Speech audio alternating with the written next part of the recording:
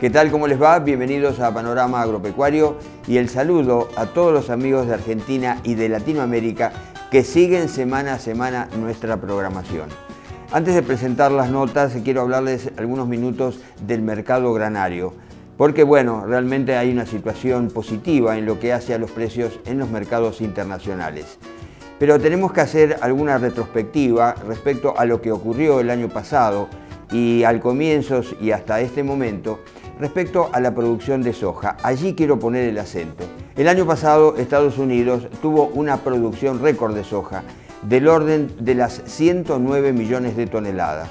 Y sabemos que el país del norte es el primer productor de esta oleaginosa del mundo. Luego, ya comenzando este año 2015, Brasil, que comenzó con la recolección por los meses de febrero aproximadamente, también tuvo una producción, un volumen muy importante de soja, no quizá el esperado porque se hablaba de 97, 98 millones de toneladas, luego una sequía en la zona de Mato Grosso, que es una de las principales zonas sojeras del país. Bueno, pero de cualquier manera 94 o 95 millones de toneladas de soja es lo que cosechó Brasil ya en este año. Y la Argentina, ya prácticamente concluida la recolección de esta oleaginosa, con una producción récord, un volumen récord de soja de más de 60 millones de toneladas. Tal es así que a partir del año pasado hasta estos momentos, la cotización de la oleaginosa a nivel mundial, bueno, cayeron aproximadamente 100 o quizá un poco más de $100 la tonelada.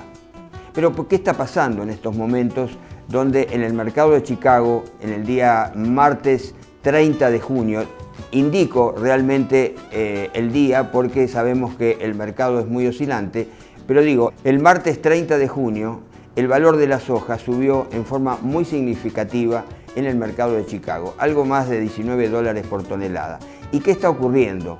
Bueno, pasa que las condiciones climáticas del país del norte no son las ideales en lo que hace a la siembra, en lo que hace a los primeros estadios vegetativos en los cuales se encuentran las producciones de verano. Hablando de soja, con lluvias, bueno, realmente muy importantes, que inclusive están produciendo anegamientos en los diferentes lotes y está decayendo el estado de los cultivos en lo que hace a buenos, a excelentes, lo que ha determinado el último informe de Luzda. Hablando de soja y también, por supuesto, a la producción de maíz. Por otro lado, las ventas, tanto de soja como de maíz, son sumamente importantes, de forma tal entonces que las existencias también han caído. Y todo esto hace un escenario, por el momento, si las condiciones climáticas no cambian, un escenario de buenos precios. Y como siempre le digo al productor agropecuario, cuando ocurren estas circunstancias de los valores internacionales, tener muy en cuenta esta coyuntura, conversar con el cerealista de su confianza y luego quizá hacer operaciones porque estos momentos que tienen que ver con un mercado climático pueden variar en cualquier momento. Bueno, así entonces comenzamos el panorama agropecuario y vamos a presentar el temario que vamos a desarrollar en este programa. En primer lugar, vamos a conversar con el licenciado Marcelo Oviedo, que es gerente de la firma Escorcielo y Galela, hablando en este caso sobre el mercado granario del trigo. Algo que tiene que ver, por supuesto, con lo que estábamos comentando recién, las condiciones climáticas del país del norte que están condicionando subas importantes de este cereal. Y también nos vamos a referir a una jornada que se va a desarrollar el martes próximo en la Estación Experimental INTA Balcarce sobre el suelo. Estamos en el Año Internacional del Suelo y en este caso la Estación Experimental INTA Balcarce organizando esta jornada. Y hablando del lema casualmente de este evento, es entre todos cuidemos al suelo.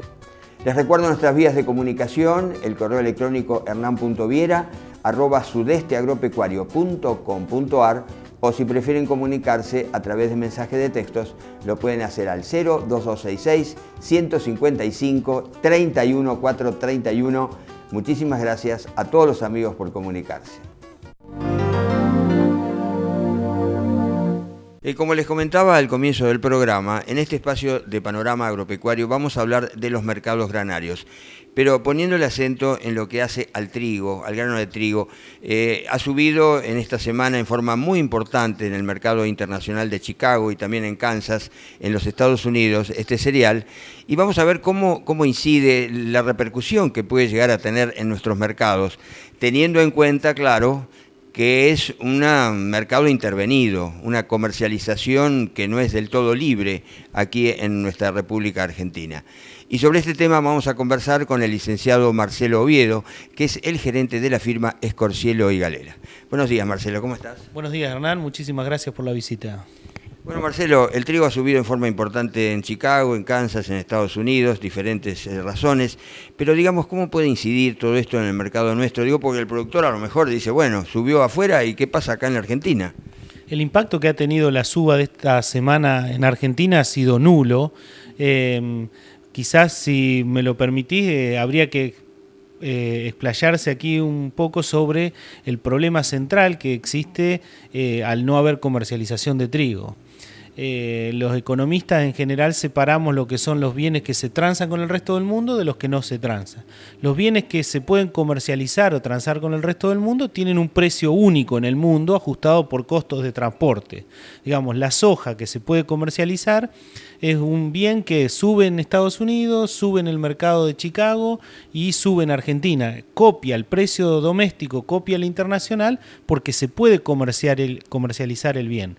Cuando el bien no se puede comercializar, como podría ser un corte de pelo, digamos, si sube el corte de pelo en Estados Unidos, no puede venir la gente a cortarse el pelo a la Argentina. Entonces, en ese caso, los precios están disasociados. No existe ese movimiento conjunto de los precios internacionales de los domésticos. En el caso del trigo, como no se puede comercializar por decisión de política económica, el precio doméstico no copia al precio internacional. El precio doméstico se forma por oferta y demanda local. De manera entonces que es poco probable que esas subas importantes tengan, bueno, una incidencia directa. Pero, digamos, el productor está haciendo algún análisis porque comenzó la siembra de trigo en el país y está en plena siembra o debería estar en plena siembra acá en el sudeste. ¿Cómo se ve desde el punto de vista de la empresa cerealista, digamos, toda esa posibilidad del productor de hacer o no trigo, de hacer o no cebada? ¿Cuál es el escenario, Marcelo? Nosotros, en nuestro caso particular, tenemos una sustitución enorme de la cebada por el trigo. Vemos una intención de siembra en trigo que ha caído por lo menos en 30% o más y un incremento muy notable en la intención de siembra de cebada. Nosotros creo que vamos a tener este año volúmenes récord de ingresos de cebada en nuestras plantas, algo que es favorable para nosotros en ese sentido, pero lamentablemente esto es desfavorable para nuestra zona, que es una zona triguera por excelencia, y la gente se aparta del trigo por precisamente estos problemas de comercialización. Lo que me preguntabas respecto a la perspectiva futuro, en realidad todos contamos con la misma información y con la misma incertidumbre. No sabemos si el gobierno futuro va a seguir con esta política de intervención de los mercados o será un gobierno que es proclive a dejar comercializar el trigo, en cuyo caso podríamos ver que el trigo doméstico el valor del trigo doméstico sigue al valor del trigo internacional, como ocurre con la soja. Hoy en día, si uno hace el cálculo que hacemos habitualmente con la soja, en un precio de Chicago del trigo de $220 la tonelada, implicaría que tendríamos que estar hablando de un trigo de $175 la tonelada. Eso sería más o menos el valor del trigo, $170, $175, si se pudiese comercializar. Hacemos la primera pausa y ya volvemos.